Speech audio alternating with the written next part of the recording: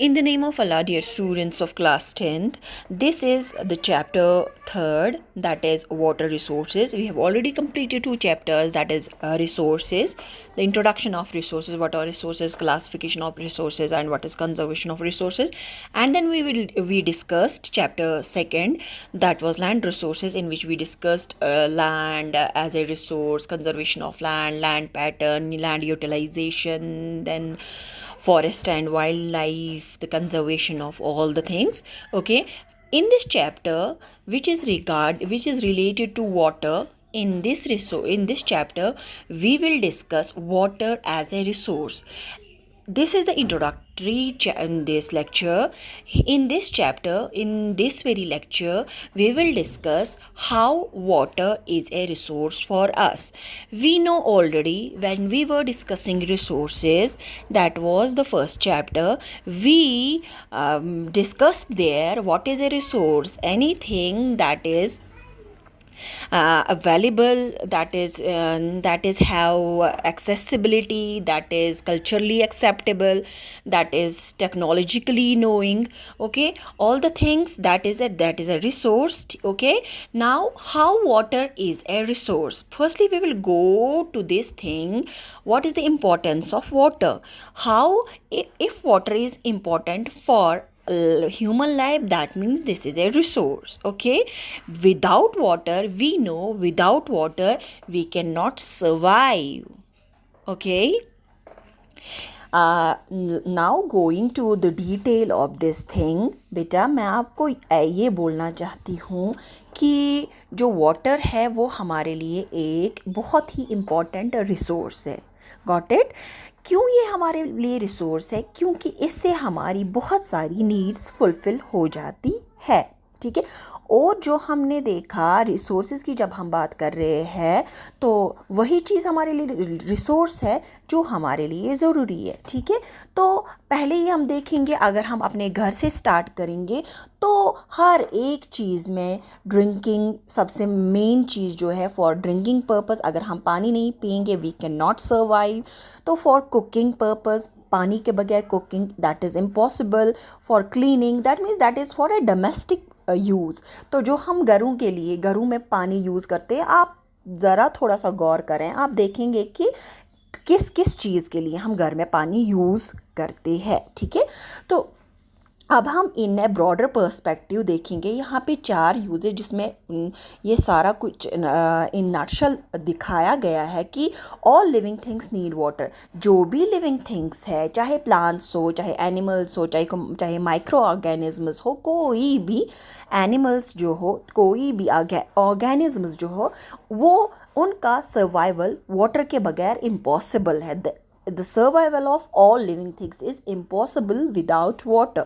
ठीक है. क्यों? क्योंकि हमारी बॉडी जो है it is composed of majority of the it is composed of water. तो अगर हम देखेंगे अपनी बॉडी में, हम देखेंगे अगर ह्यूमन बॉडी में देखेंगे तो 60% of the whole body is water. अगर फिर हम अलग अलग ऑर्गन्स की बात करेंगे, जैसे कहा गया है कि जो ब्रेन है और हमारा हार्ट जो है वो पूरे, अगर हम वो देखेंगे कि वो उनमें 72% वाटर है, वो बने हुए हैं 72% ऑफ वाटर से. इसी तरह लंग्स की बात करेंगे, बाकी ऑर्गन्स की बात करेंगे, विदाउट वाटर वहाँ पे हर एक की मैन्युफैक्चरिंग में, हम हर एक के बनाने में, तो क्या है वहाँ पे वाटर का रोल है. Without water there is no organ और organ system without water. Second thing is it is habitat for many organisms. हम देखते हैं जब हम कैटेगराइज करते हैं, जब क्लासिफाई करते हैं ऑर्गेनिज्म्स को, तो हमारे पास एक ब्रॉड कैटेगरी है, terrestrial animals and aquatic animals. जो एक्वाटिक एनिमल्स है वो सारे वो एनिमल्स हैं जो पानी में रहते हैं. मीन्स कि उनका हैबिटेट जो है, उनका घर जो है, that is water. Without water they can not survive. अगर आप देखेंगे, we do have an example of fish. अगर हम फिश को थोड़े टाइम के लिए भी पानी से निकालते हैं, the survival of fish is impossible. Second thing is it regulates helps in regulating climate भी इसी से रेगुलेट होता है कि कितनी इवेपोरेशन होती है, कैसा फिर क्लाइमेट होगा, ह्यूमिडिटी कितनी होगी, प्रेसिपिटेशन कितनी होगी। मीन्स कि जो पानी है किसी रीजन का पानी डिटरमाइन करता है वहाँ की क्लाइमेटिक कंडीशन कैसी होगी, ठीक है, depends on water. Okay, then it shapes earth surface, कि अर्थ की सरफेस कैसी होगी ये भी यही वाटर जो है ये हमें बताता है। फॉर एग्जांपल मैं आपको बोलती हूँ, जैसे कि हमने 9th में भी ये डिस्कस किया है, जब हम फीचर्स की बात करेंगे, इनकी रिवर्स के फीचर्स की बात करेंगे, चाहे इरोजनल फीचर्स हो चाहे डिपोजिशनल फीचर्स हो, तो वैलीज है, U shaped valley, V shaped valley, we have rift valleys, we have gorge, we have deltas, we have estuaries. जो भी फिर ये इनका स्ट्रक्चर बनता है, it is because of the water, that means it shapes earth surface also, ठीक है। इसी तरह की सॉइल का स्ट्रक्चर, सॉइल का टेक्सचर कैसा होगा, ये भी वाटर हमें डिटरमाइन करता है। It dilutes and degrades waste, और ये इसका मेन पार्ट ये भी है कि वाटर जो है वो डाइल्यूट करता है और डिग्रेड करता है वेस्ट्स को। जब ही वाटर पड़ जाता है वेस्ट्स पे, वो उसको डिकम्पोज कर देता है, वो उसको डाइल्यूट करके फिर डिग्रेड कर देता है, ठीक है। This was the importance of water. Without water we can not survive any organism, surviving of any organism is impossible, not only for human beings, बल्कि जब हम देखते हैं इंडस्ट्रीज़ की बात करेंगे, without water no industry can run. Industries में भी मेन पार्ट होता है वाटर का, ठीक है। तो हम देखेंगे जैसे कि अगर हम अपनी अर्थ को डिवाइड करेंगे इनटू 4 पार्ट्स, ठीक है, हम जानते हैं कि इसमें जो 3 पार्ट्स जो है इसके है, ठीक है, मीन्स 3/4, ठीक है। तो ये 3 पार्ट्स इसके जो है वो पानी से भरे हुए हैं, ठीक है। तो लेकिन जो ये सारा, दैट मीन्स कि we have abundance of water. सिर्फ कि 25% of land is having 75% of water. Means कि अगर हमने 4 पार्ट्स में डिवाइड किया अर्थ को, ठीक है, 3 पार्ट्स में पानी है और 1 पार्ट पे लैंड है, मीन्स कि 1 पार्ट लैंड के लिए इतना ज़्यादा 3 पार्ट जो है पानी वो उसके लिए अवेलेबल है, ठीक है।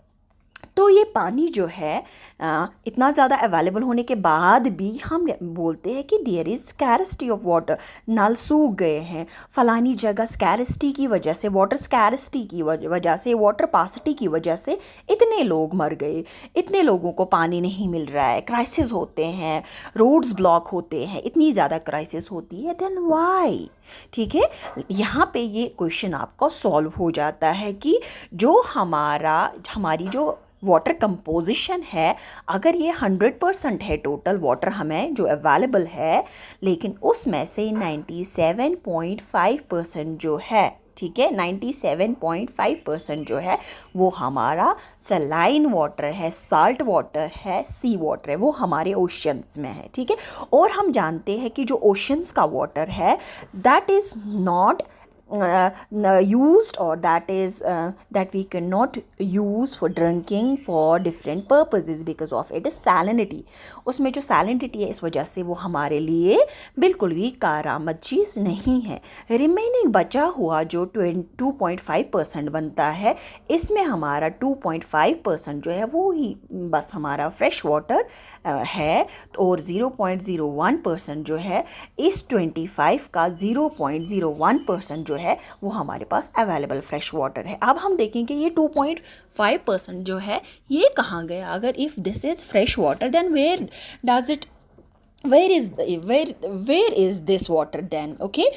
ये जो फ्रेश वाटर हमारा है इसमें से हम देखते हैं कि जो हमारे आइस कैप्स है, ग्लेशियर्स है, जो तो हमारा बहुत सारे रिवर्स का सोर्स भी बन जाता है, लेकिन यहाँ एंटार्क्टिका है हमारे पास, तो वहाँ पे जो ये पानी है वहाँ पे ये ऑलरेडी स्टोर्ड है जो हम यूज़ नहीं कर पाते हैं। और बहुत सारा पानी जो है वो हमारा ग्राउंड वाटर है, उसके लिए भी without technology, we cannot use that is not accessible to us. So we do have only 0.01% of the whole water. जो हमारा 100% वाटर है, जो हमारे अर्थ का 75% बनता है, उसमें हमारा सिर्फ 0.0 में से only 0.01% is to feed 25% of the land. सो यहाँ पे आपने देखा होगा कि how much important this water is, how much valuable this water is. Now only 0.01% to feed the whole land of 25% to feed whole humanity, to feed the whole humans. Okay, here you can see what are the various causes of water scarcity. ठीक है, water scarcity की क्या causes है, क्यों ये water scarcity हो रही है. ठीक है, तो here we do have one cause, irregular precipitation. कि precipitation जो भी होती है वो irregular होती है. ठीक है, चाहे seasonal हो, annual rainfall हो, ठीक है, वो क्या होती है, वो irregular होती है. मीन्स कि कहीं regions पे ज़्यादा, ठीक है, जैसे कि हम देखते हैं हमारा जो नॉर्थ ईस्टर्न पार्ट है, तो वहाँ पे हमारी अच्छी खासी रेनफॉल होती है. लेकिन इसके बरक्स अगर हम नॉर्थ वेस्ट की तरफ जाएंगे तो वहाँ पे बहुत ज़्यादा पानी की किल्लत है. ओवर एक्सप्लॉइटेशन ऑफ वाटर की ओवर एक्सप्लॉइटेशन होती है. ठीक है, डोमेस्टिक पर्पस के लिए, इंडस्ट्रियल नीड के लिए, इरिगेशन के लिए. ठीक है, तो इस वजह से भी वाटर स्कैरसिटी होती है. इरिगेटिव एग्रीकल्चरल फील्ड्स, जो इरिगेशन के लिए हम वाटर पंप्स वगैरह जो थ्रस्ट पड़ता है हमारे ग्राउंड वाटर पे या सरफेस वाटर पे, तो वो भी कॉज बनता है स्कैरसिटी का. देखिए बेटा, मैं आपको यहाँ पे एक बात और ऐड करना चाहती हूँ कि जो हमारे पास फ्रेश वाटर है, इसमें दो कैटेगरीज है. एक तो होता है सरफेस रन ऑफ, जो हमारे स्ट्रीम्स, रिवर्स, लेक्स में पानी होता है, that is surface run of, जो हमारे सरफेस ऑफ द अर्थ के ऊपर है. दूसरा हमारा होता है ग्राउंड वाटर, जो हमारे ज़मीन के अंदर होता है. ठीक है, तो वाटर स्कैरसिटी होनी ही है क्योंकि हमारे पास बहुत कम पानी है. बहुत कम पानी के बाद भी हम इसको अगर हम आइडियली यूज़ करेंगे तो हम अपनी नीड्स को सेटिस्फाई कर सकते हैं इस पानी से. बट कि जो हम देखते हैं कि जो हमने इस पे पानी पे जो थ्रस्ट आया है because of the agricultural practices, modern agricultural practices और इरिगेशनल ये इंडस्ट्रियल यूज़ है, इस वजह से ये मेजर कॉजेज़ बने हैं आज की वाटर स्कैरसिटी के. ठीक है, यहाँ पे हम इंडिया की बात करेंगे कि हम देखते हैं इंडिया में जो वाटर यहाँ पे हमारी कंट्री जो है वो बहुत ही लकी है कि हमें टोटल एवरेज जो रेनफॉल की है, जो पूरी वर्ल्ड में रेनफॉल होती है, उसमें 4% हमें हासिल है. 4% हमारा है to feed this Indian population. ठीक है, तो इसमें जो हमारी एनुअल प्रेसिपिटेशन है that is 4000 billion cubic metres. Available water resources जो हमारे पास है, ये एक आप एस्टिमेशन देखिए. ठीक है, 1869. यूटिलाइजेबल वाटर, वो वाटर जो हम यूज़ करते हैं यूटिलाइजेबल है हमारे लिए, दैट इज़ 1122. इसमें सरफेस वाटर जो है, ठीक है, जो हमारा स्टोरेज एंड डाइवर्जन है, that is 690. We have ground water, ठीक है, जो रिप्लेनिशेबल है, जो हम यूज़ करते हैं, that is 432.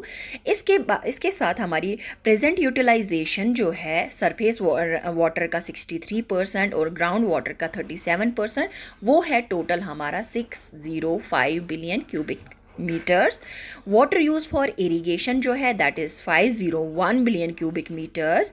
Water use for domestic purpose जो है that is 30 billion cubic metres. And then water used in industry में जो वाटर यूज़ होता है दैट इज़ 74. यहाँ पे आप एस्टिमेट देख सकते हैं कि हमारे पानी को कैसे यूज़ किया जाता है, कैसे इसकी जो भी इसका लिमिट है, दैट फिर हम इसको कैसे अलग अलग चीज़ों के लिए यूज़ करते हैं. वाटर रिसोर्सेज की बात चल रही है, ठीक है। On an average India receives annual precipitation including snowfall to about 4,000 kilometre per cubic kilometres. ये हमारी टोटल जो हमारी एवरेज रेनफॉल है, जो हमने पिछले स्लाइड में भी देखा, that is 4,000 cubic kilometers. It is estimated that our 4,000 cubic kilometer water, 1,869 kilometers is average annual potential flow in rivers available as well as water resources. इसमें से जो हमारा यूजेबल है, दैट इज ओनली जो हमने अभी देखा 1,869 cubic kilometers है. Out of this total available water resource only 1,123 cubic kilometers is utilisable, ठीक है. फ्रॉम सरफेस वाटर हमारा बनता है 690. ये तो पिछला वाला स्लाइड ही हम यहाँ पे और डिस्कस कर रहे हैं, ठीक है.